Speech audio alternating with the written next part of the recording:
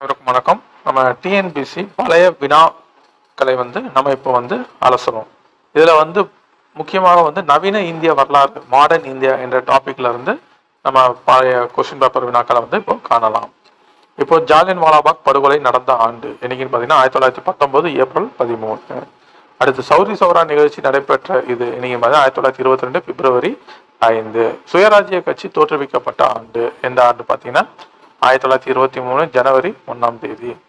சுயராஜ்ய தண்டி யாத்திரை எப்போது நிகழ்ந்தது? 1930 மார்ச் 12. அப்போ அனைத்தும் சரியாக பொருத்தப்பட்டுள்ளது. அடுத்து இரண்டாவது கேள்வி, ஒத்துழையாமை இயக்கம் பற்றிய திட்டம் எந்த இடத்தில் நடைபெற்ற காங்கிரஸ் மாநாட்டில் ஏற்றுக்கொள்ளப்பட்டது? எந்த இடத்துல நடந்த இந்த காங்கிரஸ் மாநாட்டில் ஏற்றுக்கொள்ளப்பட்டது இந்த ஒத்துழையாமை இயக்கம் அப்படின்னு பார்த்தீங்கன்னா இந்திய தேசிய காங்கிரஸ் மாநாடு நாக்பூர். இந்த இடம் நாக்பூர் என்ற இடத்துல தான் ஒத்துழையாமை இயக்கம் பற்றிய திட்டம் இந்த மாநாட்டில், காங்கிரஸ் மாநாட்டில் ஏற்றுக்கொள்ளப்பட்டது. பாரத மாதா சங்கத்தின் நிறுவியவர் யார்? இந்த பாரத மாதா சங்கத்தினை நிறுவியவர் யார் அப்படின்னு கேட்டீங்கன்னா நீலகண்ட பிரம்மச்சாரி என்பவர் தான் இந்த பாரத மாதா சங்கம் என்ற அமைப்பை நிறுவுகிறார். அடுத்து, எந்த 2 ஆண்டுகள் தொடர்ந்து நேதாஜி சுபாஷ் சந்திர போஸ் இந்திய தேசிய காங்கிரசின் தலைவராக இருந்தார்? 1939 மற்றும் 1938 1939 ஆகிய 2 ஆண்டுகள் காங்கிரசின் தலைவராக யார் நேதாஜி சுபாஷ் சந்திர போஸ் இருந்தார். ஹரிபுரா மற்றும் திரிபுரா. கேபினட் தூதுக்குழு 1946 இடம்பெற்ற பிரிட்டிஷ் அமைச்சரவையை சார்ந்த 3 பேர் யார்? கேபினட் தூதுக்குழு 1946 ஆண்டு அமைக்கப்பட்டது. அதில் பிரிட்டிஷ் அமைச்சரவையை சேர்ந்த 3 பேர் யாரு அப்படின்னு கேட்டுக்கிறாங்க. அதுல யாரு பாத்தீங்கன்னா Pethick Lawrence, Stafford grips, AV Alexander. இவங்க 3 பேர் தான் கேபினட் தூதுக்குழுல இருந்தாங்க. பெத்திக் லாரன்ஸ், ஸ்டாஃபோர்டு கிரிப்ஸ் மற்றும் ஏவி அலெக்சாண்டர். 1905 ஆண்டு வங்க பிரிவினையை ஏற்படுத்தியவர் யார்? இந்த வங்க பிரிவினையை ஏற்படுத்தியவர் கர்சன் பிரபு. இவர் தான் வங்க பிரிவினையை ஏற்படுத்தினார்.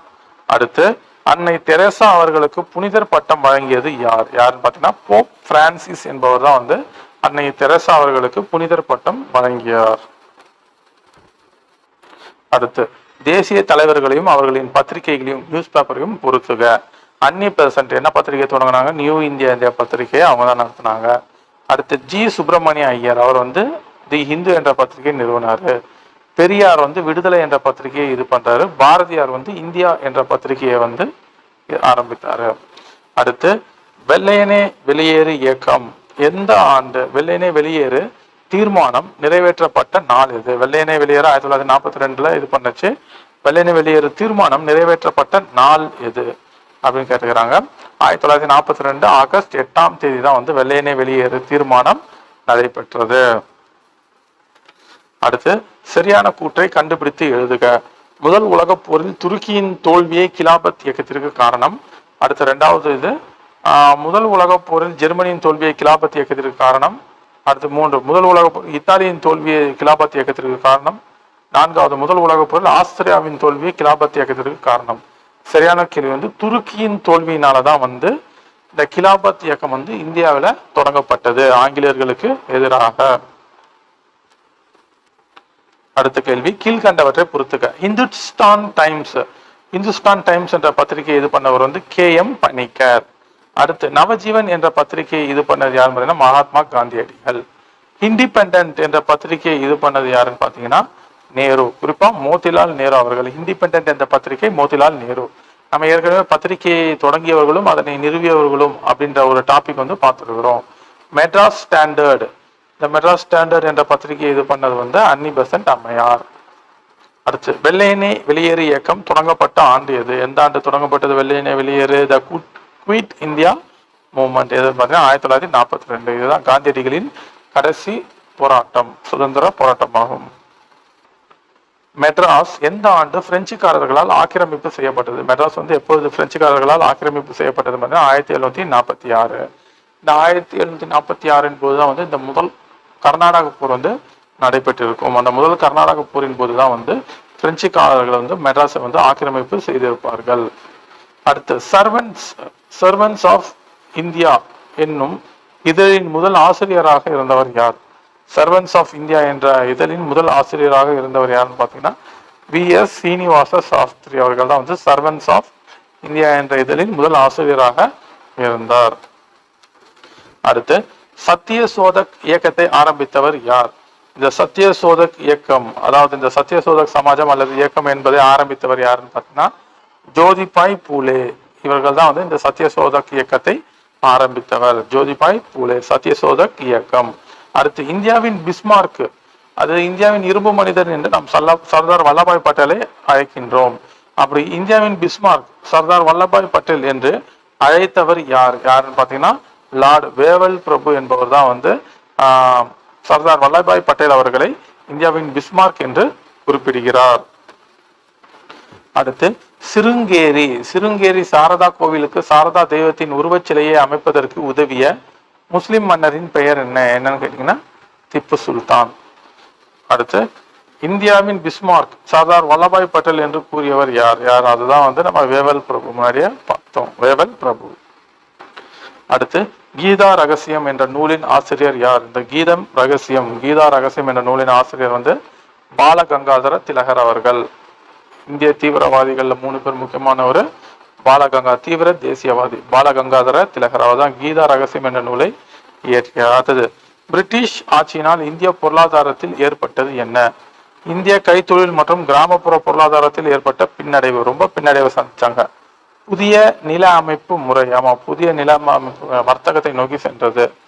காலனிய முதலாளித்துவத்தினால் தொழில்துறையினால் ஏற்பட்ட மாற்றம், உணவு பயிரை விட்டு இந்த பணப்பயிர்களான இந்த அவுரியெல்லாம் வந்து பயிரிட வச்சாங்க. அதனால காலனி முதலாளித்துவத்தினால நிறைய பாதிப்பு ஏற்பட்டது. வெண்மை புரட்சி வந்து சுதந்திரத்துக்கு பிறகுதான் வந்து ஏற்பட்டது. அப்போ பிரிட்டிஷ் ஆட்சினால் இந்திய பொருளாதாரத்தில் ஏற்பட்டது. இவை 3ம் சரியாக உள்ளது. அடுத்து தென்னிந்திய இந்தி பிரச்சார சபாவினை தோற்றுவித்தவர் யார்? தென்னிந்திய இந்தி பிரச்சார சபாவினை தோற்றுவித்தவர் யாருன்னு பார்த்தீங்கன்னா மகாத்மா காந்தியடிகள். இவர் தான் வந்து தென்னிந்திய ஹிந்தி பிரச்சார சபாவினை நிறுவினவர். அடுத்து ஜாலியன் வாலாபாக் படுகொலை எந்த ஆண்டு நடைபெற்றது? ஜாலியன் வாலாபாக் படுகொலை ஏப்ரல் 13, 1919 அன்று நடைபெற்றது. இது வந்து ரிப்பீட்டட் கொஸ்டினா வந்து கொண்டிருக்கிறது. அடுத்து 1861 ஆண்டு இந்திய குடிமை பணி சட்டத்தை கொண்டு வந்தவர். 1861 இந்தியாவின் குடிமை பணி சட்டத்தை கொண்டு வந்தவர் யாருன்னு பார்த்தீங்கன்னா இந்தியாவின் முதல் வைஸ்ராய் என அழைக்கப்படும் கானிங் பிரபு அவர்கள் தான் வந்து என்ன பண்றாரு, இந்திய குடிமை பணி சட்டத்தை முதல்ல கொண்டு வருகிறார். பாஸ் பண்ணது இவர் தான், கொண்டு வந்தவர் 1861 ஆண்டு. அடுத்து தேச பந்து என்று அழைக்கப்பட்ட இந்திய தேச தலைவர் யார்?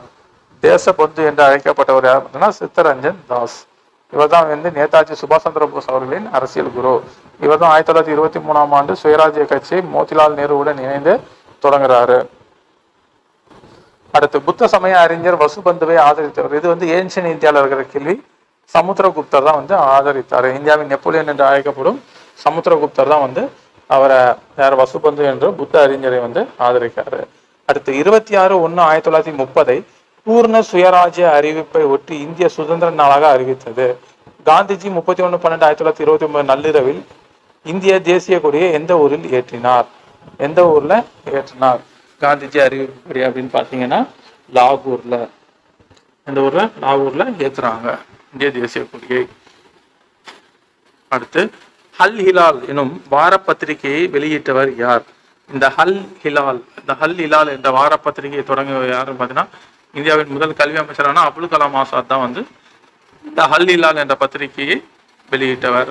அடுத்து முதலாம் வட்டமேசை மாநாடு 1930 கூட்டப்பட்ட போது அவைக்கு தலைமை ஏற்றவர் யார்? இந்த வட்டமேசை மாநாட்டுக்கு தலைமை ஏற்றவர் பார்த்தீங்கன்னா ராம்சே மெக்டொனால்ட். இவர் தான் வந்து முதலாம் வட்டமேசை மாநாட்டிற்கு தலைமை ஏற்றவர். நன்றி. இதோட கண்டினியூவா பார்க்கலாம்.